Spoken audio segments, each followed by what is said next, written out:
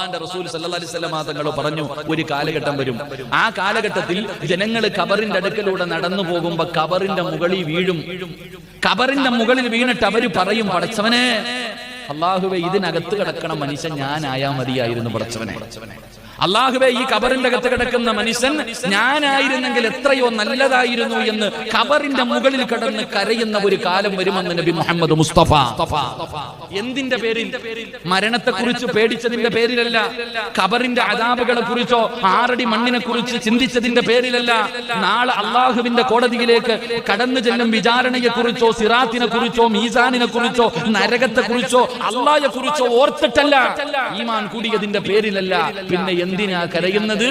അള്ളാഹുവിന്റെ റസൂൽ സല്ലല്ലാഹു അലൈഹി വസല്ലമ തങ്ങൾ പറഞ്ഞു, ജീവിതത്തിൽ ദുഃഖവും ദുരിതവും വേദനയും പ്രയാസവും പ്രതിസന്ധിയും പരീക്ഷണവും കടന്നു വന്നപ്പോ താങ്ങാൻ കഴിയാതെയാണെന്ന് നബി മുഹമ്മദ് മുസ്തഫ.